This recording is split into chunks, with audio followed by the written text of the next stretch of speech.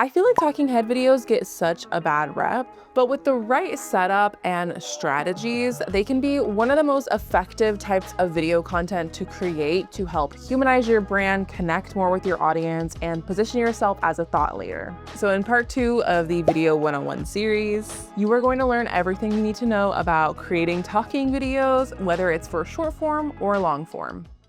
The first thing is your camera setup.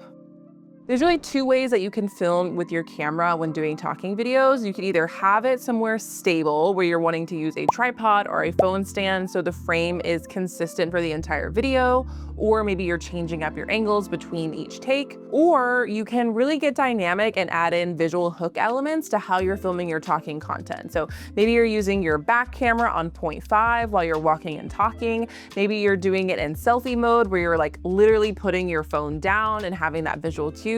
Or maybe you're using like a human tripod and walking and talking with someone. If you're saying the right thing in your talking videos, you really don't need to have a visual hook, but it definitely can be a nice added element to your video. It's why things like Get Ready With Me's or those more casual FaceTiming style talking videos do so well because they draw you in visually in addition to what you're actually saying in your content. Lighting really matters with talking content. So you want to make sure that the light is on you, the subject, not coming from behind you. Being backlit is truly the best way to make your talking head content absolutely look like crap. When it comes to the audio of your talking head videos, you definitely want to make sure that people can actually hear you and the audio levels aren't super low. You also don't want them super blown out where like your P's and your S's are super pronounced and strong. You also don't want them super blown out where like your P's and your S's are super pronounced and strong. And for the most part, you can achieve all of that in a regular space that's furnished, not too big, not too echoey, and you're close enough to your camera, whether that's your phone or you're using an actual camera. But mics are a really great way to elevate your talking head videos, and I personally love wireless lavalier style mics. They can be as tiny as this, where you really can barely notice them. This is my DJI mini mics, which I love because they're small and very cute, but really easy to clip or use the magnet on wherever you're wanting to film. These are some other lav mics that I really like. The one by Rode, I love that these come in colors, or just the regular DJI mic that comes with the Osmo Pocket 3 Creator Kit. And yes, you can use all of these with an iPhone. It's so funny. People are always like, why do people hold these when they're meant to be clipped? And sometimes that can actually act as a visual hook where it's kind of drawing people into you holding the camera really casually.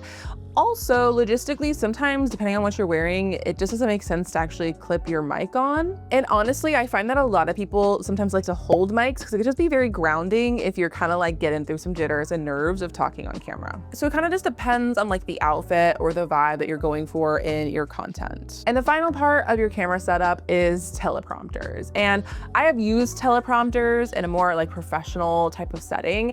And honestly, I kind of hate them. And if we're being honest, you have to have some level of like training and teleprompter skills to really make it where you can't even tell you're using a teleprompter, but also where it makes filming a lot easier. How I personally like to operate when it comes to talking head videos, whether they're 15 minutes like this video or if they're literally a minute long, is I like to script word for word my introduction and any other really important parts, like maybe the outro or any ads or calls to action. This really makes sure that I'm nailing the most important parts of the video. But other than that, I like to go off vibes and have like bullet points of what I like to say. This is because I trust myself as an educator, as a thought leader, and as an expert. And I know that if I know the topic and the overall direction I want to go for a video, I can reference that and really just go with the flow, which makes it so much more natural. You see my personality through how I'm talking, and that's honestly where the gems come from creating great content. So when it comes to outlining your content, essentially I like to script out those main parts, outline those bullet points, and then I essentially have that off to the side so I'm able to reference it while I'm recording. And simply just writing it out, whether it's in your brain or in a notes app or in your content calendar,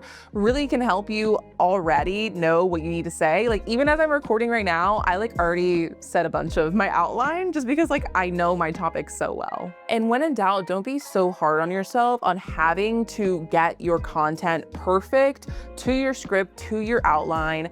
I just like to, like I said, go off the vibes, go with the flow, and know that you can always edit things out when you're actually editing and finalizing your talking content. Especially if maybe you're using an editing tool like Descript where you can edit in that text-based doc. It's really easy to see those pauses. It's really easy to see those double takes or those lines you absolutely know you want to remove. And we do this all the time for our monthly clients. When they send over talking videos, not only are we culling out what we just don't deem necessary to be in the video, we often are sometimes rearranging things when we find that sometimes the hook actually is a lot stronger later on in the video. So don't be afraid to have fun with editing and trust yourself when you're actually talking to camera. So now that we've gone over your camera setup and how to prep what you actually want to say in your talking content, I want to talk about a really important element that I feel like people sleep on, and that is the framing of your talking videos.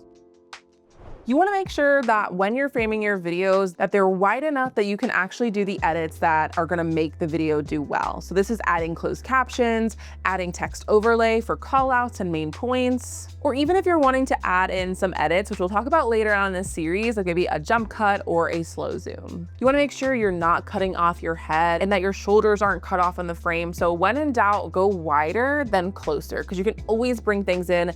You cannot bring things out. And this definitely applies if you're creating long form content and you're wanting to pull that for short form vertical clips. Make sure your content is wide enough so the whole entire promo clip is not your head. It just is not a vibe. So kind of my rule of thumb is for it to be chest up and leaving a little bit of space and room at the top of your head. That usually is like the perfect amount of framing, knowing that you can always play around with being far back and like far from the camera. You can also play around with visual hooks, like maybe sitting down while you're talking or starting farther away and walking towards the camera. But this is definitely a common mistake that I see that luckily is super easy to fix. Something else you can play around with when it comes to how you're recording your talking head content is you can totally do it to camera, but a format that we really love to use when we're shooting content with our clients is actually doing more like of an interview side angle, where you're not actually looking at the camera. It can kind of give that authority, like speaker, podcaster vibe, which can be really effective. It's also really nice if you're creating content in a more interview style. So maybe instead of scripting your hook and outlining your main points, you could literally just prompt yourself with questions. So what are the questions your clients or your audience are asking you, and literally just start your video based on that. It can be a really great way to get more natural talking content, especially if you find that when you look at the camera and start going, like everything just leaves your brain, which like honestly, so relatable. You're not alone there. But an interview angle and even an interview approach to how you do your talking content can be a really fun way to like kind of disrupt the norm of what people expect for talking heads, but also can make it easier to record. And if you're wanting to do that interview angle and you're a little unsure of like, where do I look, just set your eyes on a specific point that you can keep your eyes on. So I have like my little light around here. So if I wanted to do an interview angle, I would essentially just like look at that light and just essentially talk to it. Even when I'm sometimes shooting with clients, I often have them look at me. So it can be a great way for them to actually feel like they're talking to a person. Scene. Now, when it comes to actually pressing record and filming, there's really two approaches you can pick. And I honestly sometimes do both, but it kind of depends on the situation. You can either film your content in one go, or you can film your content in multiple clips. At the end of the day, this honestly comes down to preference. But for me, when I'm doing long form content, like for my YouTube and video podcast, I always film in one long clip. The only exception is if I am changing where I'm recording throughout my video just to create some like pattern interruption and like visual interest. But sometimes I do this with my talking videos that are short form and vertical because I can essentially just like talk in that one long clip. And then whenever I pause or make a mistake, I can easily just split and cut those things out, which I find a little bit easier than like pasting a bunch of clips together. But where filming multiple clips can be really helpful is if you are filming in different locations for your talking video, or if you just find that you like to film each section of your video in little chunks. Maybe maybe you want to do your intro, and then you want to do your main point, and then you want to do your outro.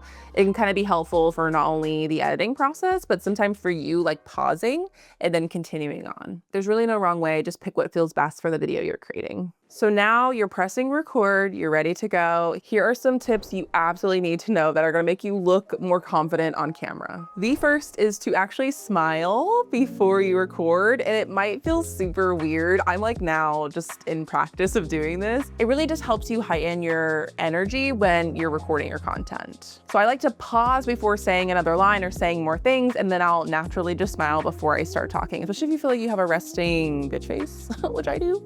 So makes you just come across a lot more friendly, brings the energy. One thing that will make recording your talking head videos so much easier is pausing. Whenever I have a mistake or a slip up, I just pause and take a second. Not only does this make it a lot easier to edit, so you're not editing words that are like already rumpled on each other, but it also prevents you from doing the thing that we've all been guilty of doing, of like, oh my gosh, oh, I can't believe I said that. Oh, I made a mistake. Like, why are we critiquing ourselves while we're recording our content? That brings the energy down. You get in your head. You're a lot more likely to have 1,000,010 more takes. So just like I just did, pause, take a breath, do the little smile, and keep going. And the last thing, and this is just like a personal pet peeve, I had to put a rant in here, but look at the camera. Do not look at the preview of yourself. So if you're recording in selfie mode on your phone, or if you're like recording on something like the DJI, which is really nice because you can like see yourself, do not look at yourself. Look at the camera. It's really easy to get in the habit of doing, but you can totally tell when someone is not having eye contact with the camera.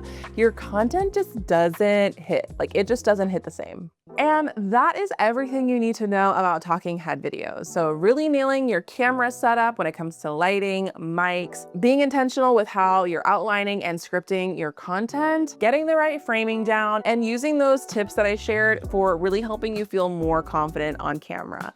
Just like any video skill, the more and more you do it, you're going to get so much better at it. So whether you're doing more speaking, maybe you're doing more coaching, more educating, maybe you're even doing like a podcast or something like that, think of ways that you can constantly be improving your talking skills, even if it just means picking up your camera and recording more talking content. I would love to know which of these tips you're excited to use in your own content strategy. And if you haven't already, watch part 1 of this 101 series where we talked all about B-roll. I can't wait to see you in the next episode, which is all about editing your B-roll videos and talking head videos. I'll see you in the next episode. I loved that video, it was so fun.